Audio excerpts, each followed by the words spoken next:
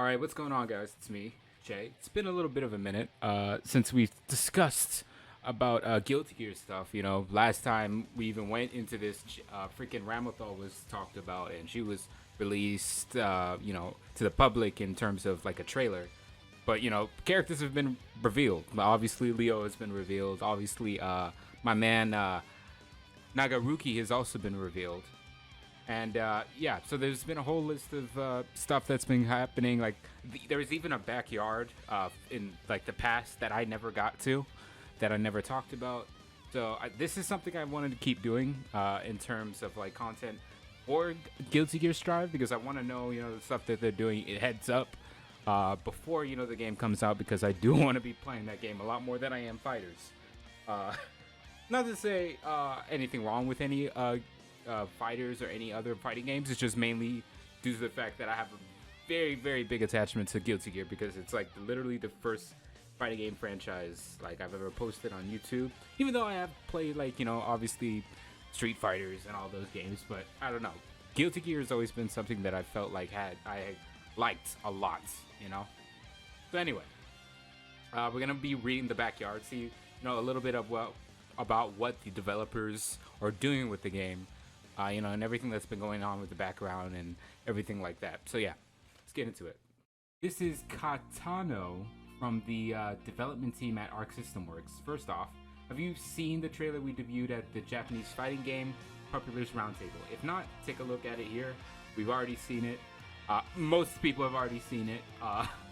I'm pretty sure a lot of people have seen it. I don't want to waste any time and look at it now, because everybody's already seen what the character has and what he entails and everything like that.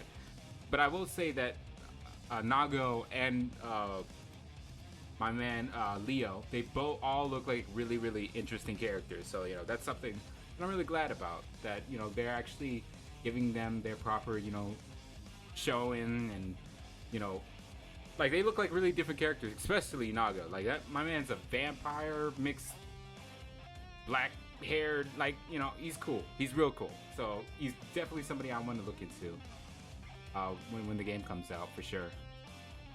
In this section, we will answer questions we received after Developers Backyard Volume 2. As always, Kanado, I hope I'm saying that right, Katano, I think it's Katano, will answer along the General Director, Daisuke.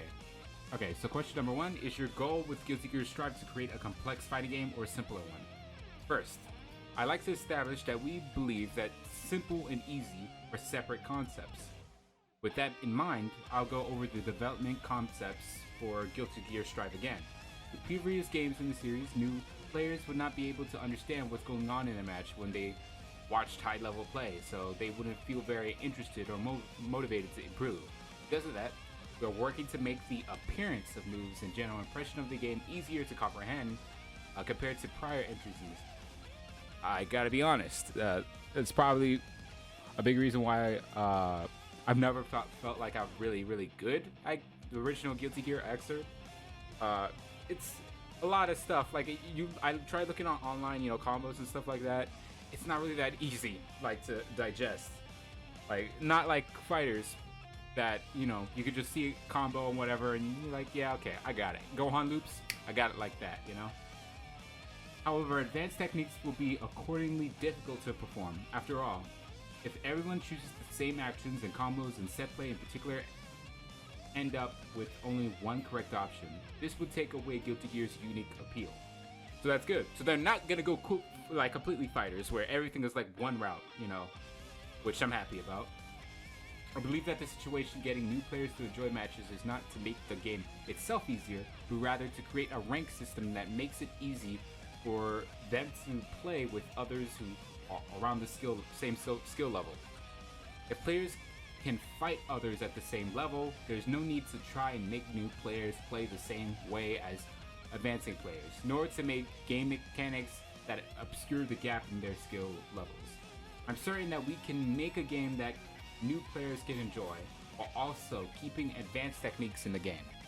I wonder if that's why they made the lobby system the way they did. I hope they talk about that later down the road. Also, the techniques in Guilty Gear Strive are difficult in a different way than those in previous Guilty Gear games. Series veterans have been practicing the difficult techniques from prior titles for many years now. That's why in the current environment, we've been able to see such thoroughly optimized high-level play. However, our goal for this game is to create something new and equally challenging for all players. Alright, question number 2.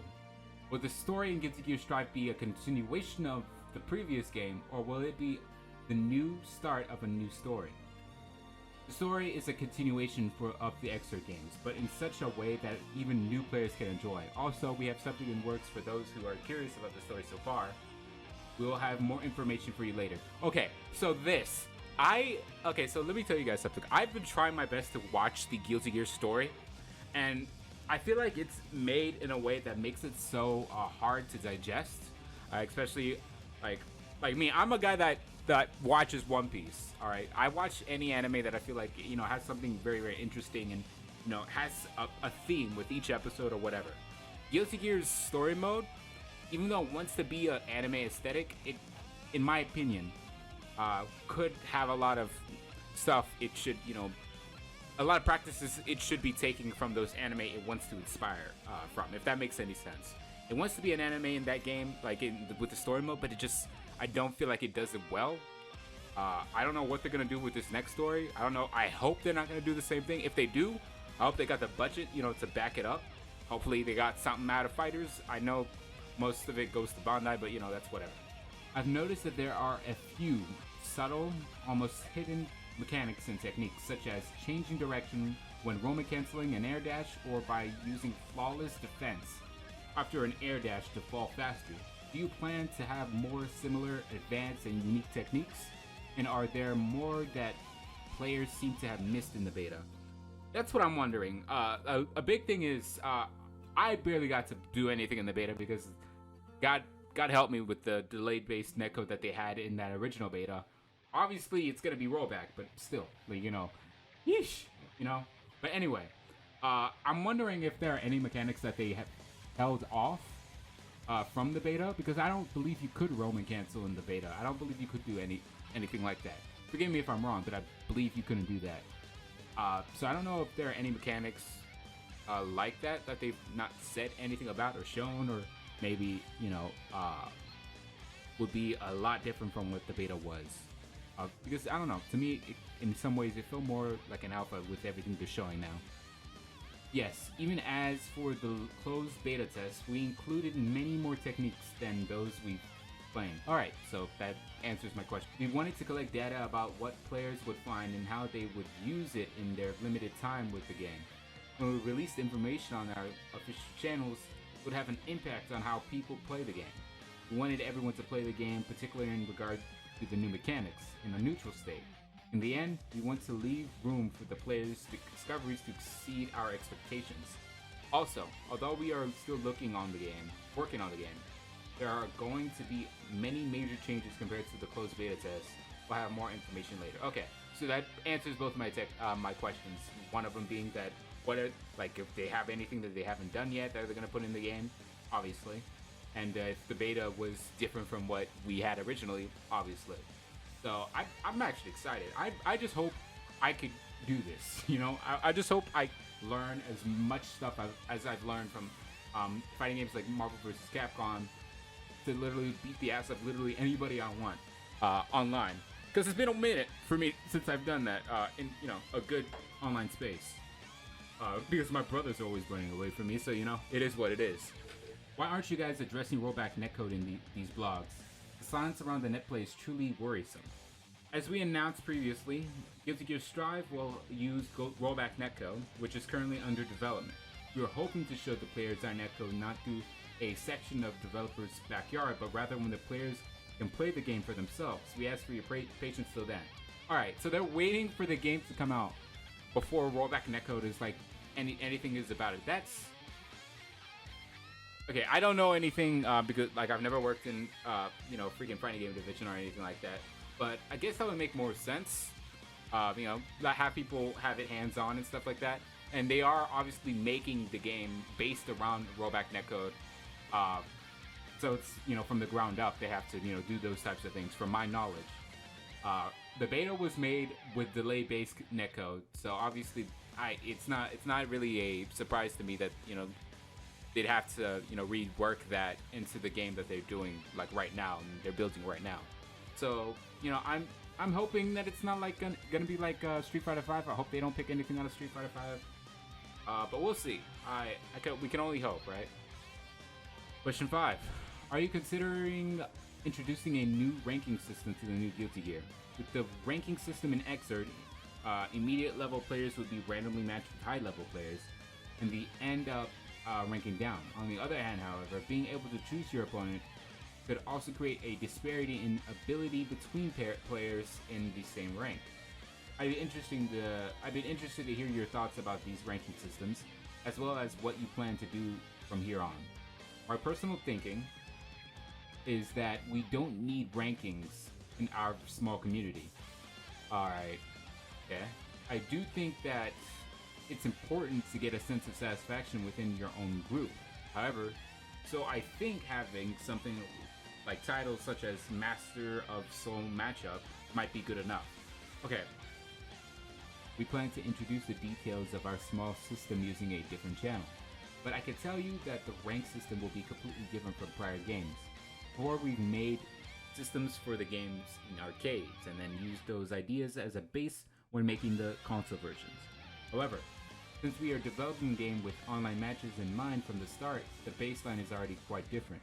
Let me share some reflections we've have regarding previous games' ranking system. We noticed players would avoid playing modes that impacted their rank because they didn't like losing points. Yep, that's me and Fighters, but Fighters is more so because in the netcode, but I digress.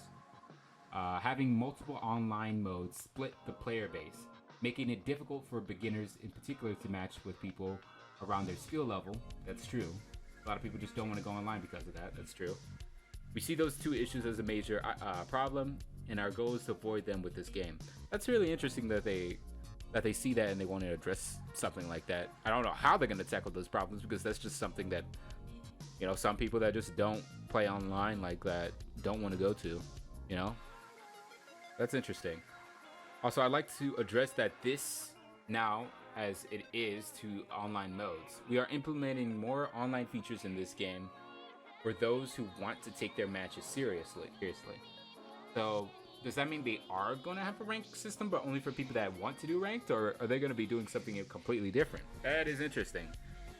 Because as somebody like me, that's maybe they'll make lobbies or something around skill level. I don't know what they're gonna do with this, because this question in general I never care about, because it's like, yeah, you got rank, you got casual match, okay, cool, whatever. What else is there to talk about? But I don't know if they're trying to do something different with it. I don't know what they could do to change that for other people. I mean, I got into playing fighting games literally just playing casual matches. I never play ranked unless, I don't know. This is an interesting question that obviously I do not have any expertise on, but I'm interested to see what comes out of it though, when the game comes out. All right, question 6, and I believe this is like the final question. How does the development team feel about the current state of instant blocking and flawless defense? Instant blocking, what is that, like perfect blocking? And then flawless defense is obviously the green bubble, the one so you don't lose HP, I think. I believe that's what they are. With the added emphasis on RISC, even though it's hard to see with how the UI is implemented, FD seems to have a strong place as a defensive option. It minimizes SC gain and allows for forcing with punish situations for a defender who is making good decisions and paying attention to their opponent. However, IB seems like it has lost a lot of its interesting aspects from prior titles and only exists because it used to. So these guys are actually making some good questions, like really deep questions about what the game is as a whole. This is good. I mean, I don't really see this a lot, so cool. The interesting point around it, where you can turn block strings punishable to gain advantage of autopiloted offense or create new offensive situations no longer exist. It's simply meter game. Is this enough to keep IB interesting and worth the risk, or does it need further refining and iteration to become a more thoughtful option for the defender? I want to see what he has to say about that. Ishinari, we are also continually debating defensive game mechanics. Okay, so they're still contemplating about it. To address instant block specifically, in the closed beta test, we simply decreased the award gain from simply IBing in order to avoid IB becoming a prerequisite for matches and strategy. However, this removed any incentive to try IBing, while also failing to improve the mechanics because the input required remaining unchanged. So we're currently rethinking the input and effect of IB completely. Our plan is to make the mechanics something more exciting by the next time you can play the game. Look forward to what we come up with.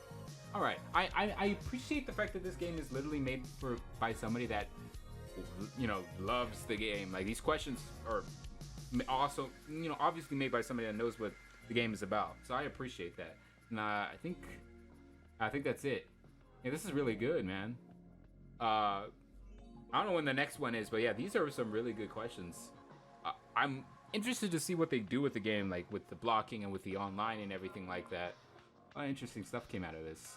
I'm obviously excited for what they're gonna do with Nago and, you know, other characters of the such, and how their gameplay is affected by all these changes that they're doing. That, you know, they're hinting at, but they're not really talking about. I wonder what they're gonna do with that, if they're gonna make anything, you know, any steps and leaps from, you know, other games, other fighting games or anything like that. Because Guilty Gear, as it is, it's always been something that's, you know, different, you know. It's held the title for the most difficult fighting game, but since they want to make some things more simple, I wonder if it's gonna have a new title. Instead of being the hardest, it could be the most intuitive, you know, the most you know, hands-on, you know, with combinations and stuff like that you could do in the game. I'm interested to see what they do with it, honestly.